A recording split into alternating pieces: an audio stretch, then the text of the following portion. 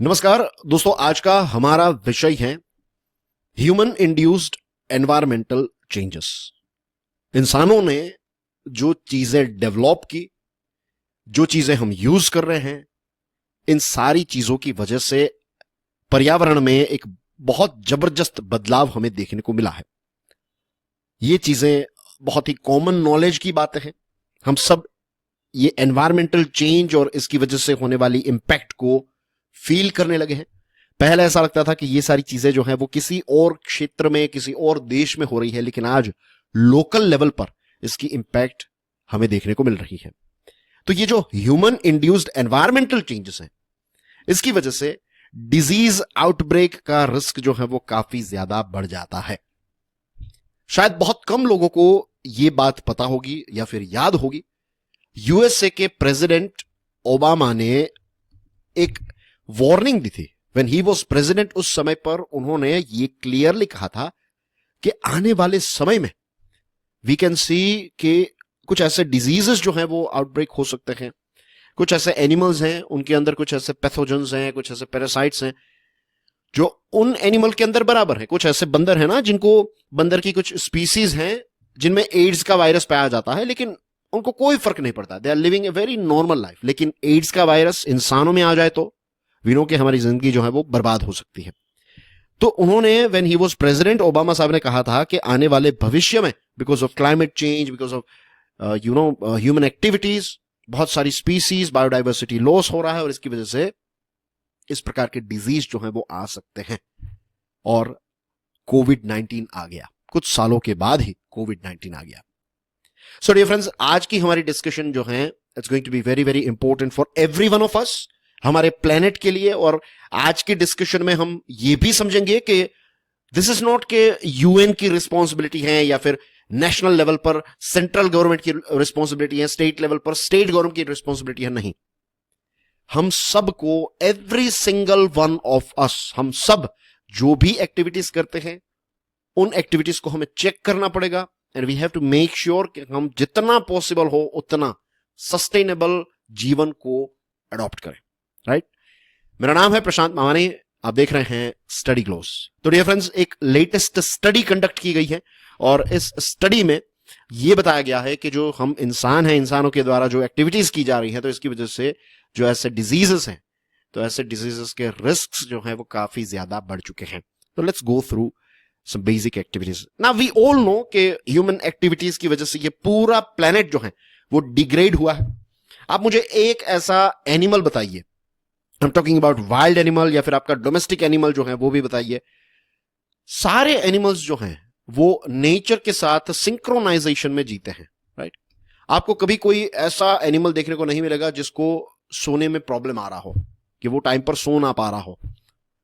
जब एनिमल्स जो हैं जिनको हम अपने से नीचे लेवल का मानते हैं, हम ये मानते हैं कि we are far advanced compare to all the animals, लेकिन एनिमल्स जो हैं उनकी सबसे अच्छी बात जो है कि they are living in a synchronization with nature. उनकी एक्टिविटीज की वजह से प्लेनेट डिग्रेड नहीं होता है। In fact whatever they do वो इकोसिस्टम के लिए बराबर ही है। आप देखिएगा, ऑब्जर्व कीजिएगा इस चीज को, अपने ही घर के आसपास का माहौल देखिए। यू विल फाइंड कि कोई भी ऐसा बर्ड, कोई भी ऐसा छोटे से छोटा जीव जो है, आपको ऐसा नहीं देखेगा कि that is destroying our environment, that is destroying our planet. वो जो भी करते हैं उससे एनवायरमेंट को फायदा ही होता है। हम अकेले ऐसे स्पीसीज हैं कि हमारी एक्टिविटीज की वजह से इस प्लेनेट को हमने बर्बादी तक धकेल दिया है। और जैसे हमने स्टार्टिंग में ही डिस्कशन की कि ये एक्टिविटीज की वजह से इन्फेक्शियस डिजीज आउटब्रेक जो हैं वो काफी ज्यादा बढ़ सकते हैं। अब ह्यूमन इंड्यूस्ड 4 बड़े ग्लोबल चेंजेस की हम बात करें तो नंबर 1 इज बायोडाइवर्सिटी लॉस। दूसरी जो चीज है that is non native species जो हैं उनका इंट्रोडक्शन होना। फॉर एग्जांपल, अगर कोई मच्छर है जो हमारे देश भारत में पाया जाता है, ऑस्ट्रेलिया में वो नहीं पाया जाता है, लेकिन अगर वो मच्छर कहीं से भी फ्लाइट में पहुंच गया और फिर वो फ्लाइट ऑस्ट्रेलिया जाती है और फिर वो मच्छर वहां पर इंट्रोडक्शन उसका हो जाता है, एक नया घर उसको मिलता है, वहां पर वो स्प्रेड होता है। लेट्स से आर्ग्यूमेंट के लिए एक नहीं, एक साथ बहुत सारे मच्छर जो है वहां पर पहुंच गए, मेल फीमेल एक्सेट्रा, और फिर वहां पर जाकर उन्होंने ब्रीडिंग की, they found a very favourable environment. अभी ऑस्ट्रेलिया में जो डिजीज आज तक नहीं था वो डिजीज वहां पर हो गया, again because of human activities. Aeroplane में बैठकर वो वहां तक पहुंच गए। Just a small example. Climate change, of course, greenhouse gases, and there are so many other things, and chemical pollution. हर जगह पर we are using artificial chemicals, खाने पीने की चीजें, और हमारे देश भारत में तो it is a very very dangerous thing, right? ये सारी चीजों को हम कंट्रोल नहीं कर पाते. अच्छी अच्छी होटल्स में भी आप खाना खाने के लिए जाएंगे, you will find के they are using chemicals. फिर जो दवाई बनाने वाली फैक्ट्रीज हैं, राइट, फार्मास्यूटिकल कंपनीज, तो एक तरफ उनका जो बिजनेस है दैट इज लोगों की जान बचाने का बिजनेस है. तो हम मानते हैं कि भाई फार्मास्यूटिकल कंपनीज तो हमारी जान बचाने के लिए है, लेकिन जो वेस्टेज है उनका वो नदियों में वो डाल देते हैं. तो इससे बहुत सारी बीमारियां होती हैं. जो मराइन स्पीसीज हैं, पानी में रहने वाली जो स्पीसीज हैं, उनकी भी जान जाती है, और फिर वो पानी पीने से हमें भी बहुत सारे डिजीजेस जो हैं वो होते हैं. तो ये जो नई स्टडीज कंडक्ट हुई हैं उससे ये पता चला है कि सिर्फ ह्यूमंस की नहीं, प्लांट्स और एनिमल्स जो हैं उनमें भी नए नए डिजीज स्प्रेड होने के चांसेस काफी ज्यादा बढ़ चुके हैं. और एक कॉन्सेप्ट है, वो कॉन्सेप्ट मैं आज यहां पर एक्सप्लेन नहीं कर रहा हूं, लेकिन इसके बारे में आपको पता होना चाहिए, right? It is called one health. क्या है ये one health concept? You must know about it, right? Do let me know in the comment section. देखना चाहता हूं कि बहुत ही कम शब्दों के अंदर, लेट्स से 1 या 2 लाइंस के अंदर, who can explain to me one health. बहुत इंपॉर्टेंट कॉन्सेप्ट है. इस पर से आपको एग्जामिनेशन में प्रश्न भी पूछा जा सकता है. एंड फॉरगेट अबाउट एग्जामिनेशन, अगर एग्जामिनेशन में नहीं भी पूछा जाता तो भी हमारे लिए ये कॉन्सेप्ट, हम सब के लिए ये कॉन्सेप्ट जो है ये बहुत ही इंपॉर्टेंट है. We have to understand and we must understand. हमें पता ही होना चाहिए वन हेल्थ के बारे में. नाउ डियर फ्रेंड्स, एक जर्नल है, काफी फेमस जर्नल है, मेडिकल जर्नल है, नेचर इसका नाम है. और इस नेचर जर्नल में एक रिसर्च पब्लिश की गई है. इस रिसर्च का नाम है a meta analysis on global change drivers and the risk of infectious disease. ये इस रिसर्च का ऑफिशियल नाम है. 20 रिसर्चर्स जो यूएसए की जो यूनिवर्सिटीज हैं, इसमें बड़े बड़े नाम है. For example university of Notre Dame, Yale university, Oregon state university, university of Connecticut.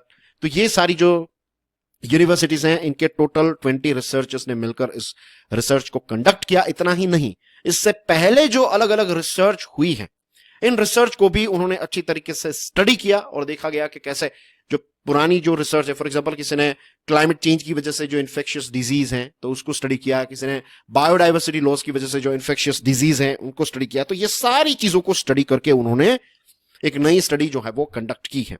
For example 2023 last year की एक स्टडी जो थी, उसमें यह बताया गया था कि वार्मर टेम्परेचर्स की वजह से, जो गर्मियां बढ़ रही हैं, इसकी वजह से मलेरिया का वाइड स्प्रेड अफ्रीका के अलग अलग देशों में हो रहा है. ये 2023 की एक स्टडी में साइंटिस्ट ने प्रूव किया था. जो लेटेस्ट स्टडी है उससे यह पता चलता है कि इन्फेक्शियस डिजीज का रिस्क जो है वो पूरी दुनिया में, एंटार्क्टिका को अगर आप छोड़ दे जहां पर इंसान रहते हैं, तो वहां पर पूरी दुनिया, बाकी के सारे कॉन्टिनेंट्स और सारी स्पीसीज में ये जो इन्फेक्शियस डिजीज है इसका खतरा काफी ज्यादा बढ़ चुका है. फाइंडिंग्स की बात करें, रिसर्च में क्या क्या चीजें सामने आई हैं, तो कुछ वैरायटी ऑफ फैक्टर्स जो हैं उनको स्टडी किया गया.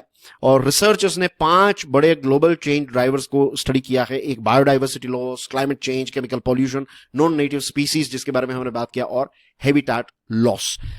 डेटा जो है उसको कंपाइल्ड किया गया. 1000 से ज्यादा जो स्टडीज हुई थी, तो इसका सारा कंपाइलेशन किया गया. इसको स्टडी करके एक नई स्टडी जो है, एक नई चीज जो है वो सामने आई है.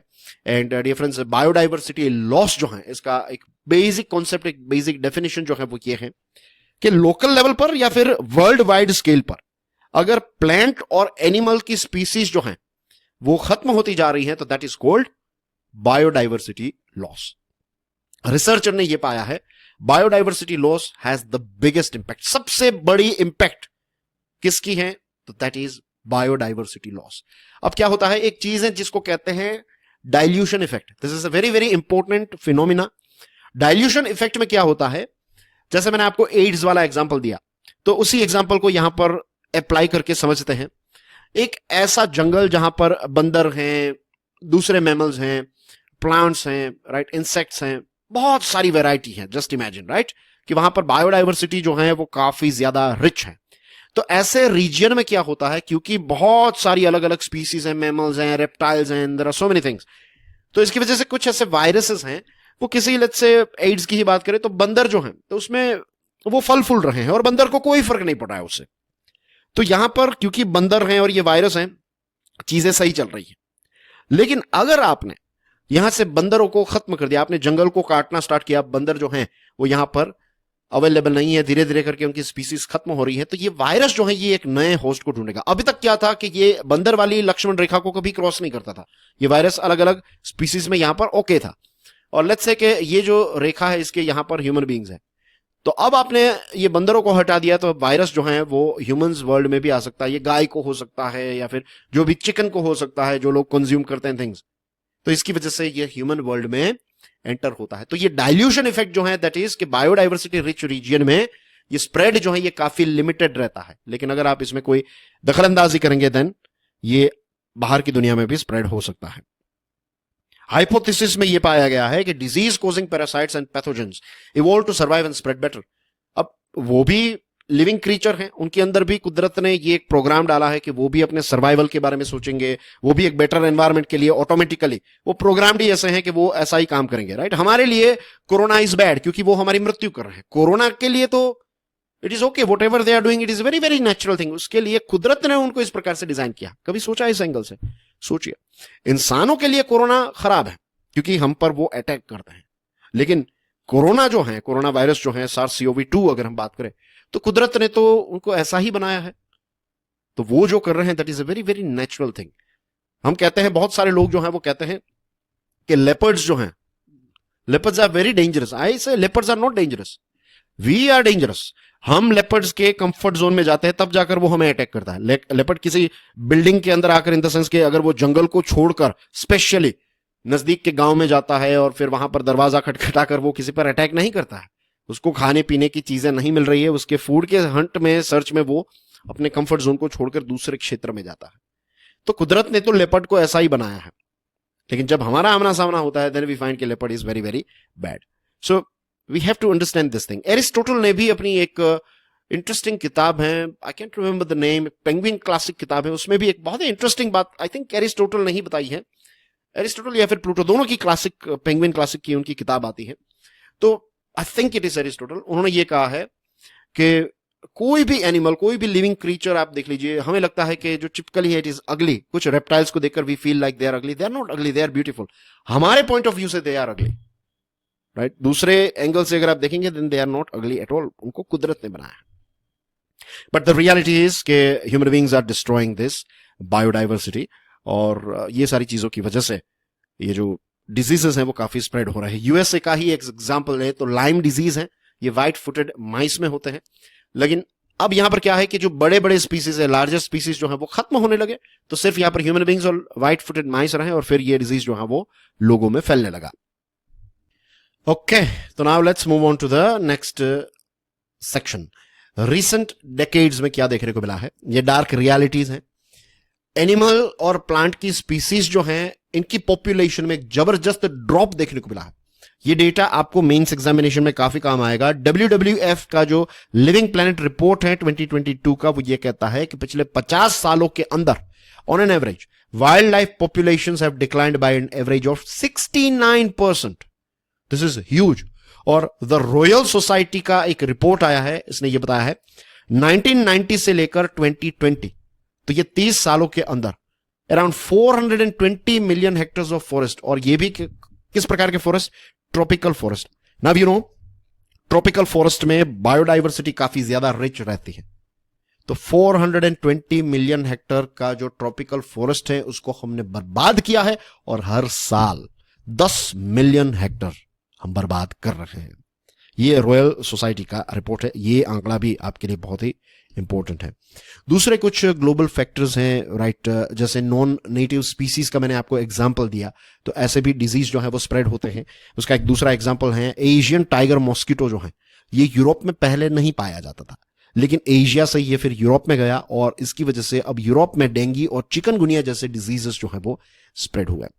फिर क्लाइमेट चेंज की वजह से क्या होता है, फॉर एग्जाम्पल कोई ऐसी जगह है जहां पर ऑलरेडी वार्म एनवायरमेंट है, अब ये एनवायरमेंट और ज्यादा वार्म होता है, गर्मियां और ज्यादा बढ़ती हैं, तो ये जो स्पीसीज है ना वो अपना घर चेंज करेंगे। जैसे हम सिर्फ एयर कंडीशन का बटन, हमारे एसी का बटन ऑन करके हमारे क्लाइमेट को कंट्रोल करते हैं, हमारे घर के क्लाइमेट को कंट्रोल करते हैं, what these species do is they will fly away, वो दूसरी जगह पर जाना स्टार्ट कर देंगे जहां पर थोड़ी और ज्यादा उनको ठंड मिल जाए।